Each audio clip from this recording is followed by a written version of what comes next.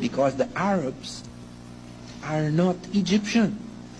Don't make any mistake about that. It's just like we're in this room here. This is America.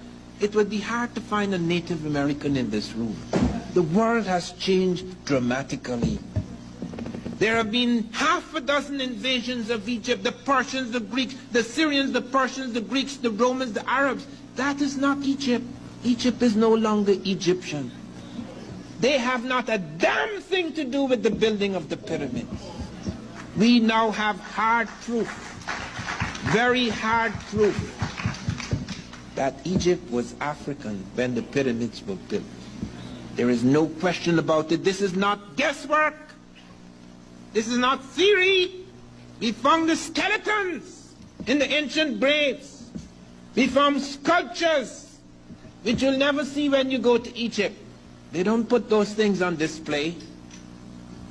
But now we have the hard proof. And I'll deal with that later when we come to deal with the Egyptian section of this lecture.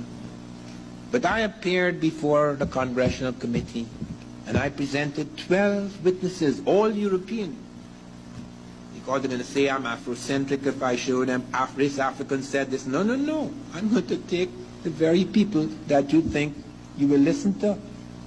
Columbus is the first person. I said, that's how I began. I'm not the first person to suggest there were Africans in America before Columbus. Christopher Columbus is the first person to say that.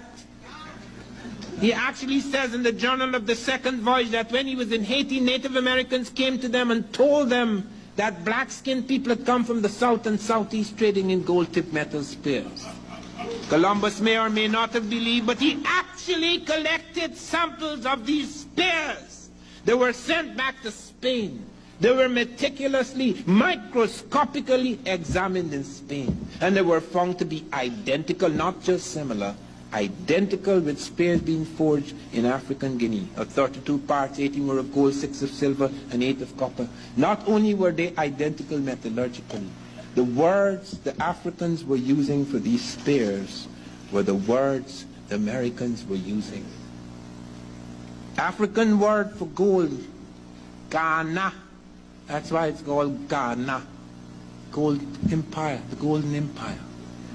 And I checked it out in several African languages. Sarakole, Soninke, Gadzago, Kane. Vayan Mende, Kani. Kisi, it's Kani. Kono, it's Kanin. Fuel, it's Kane. That's the word for gold. And that's the word the Americans are using. And they have their own bloody gold word. Why are they using this strange word?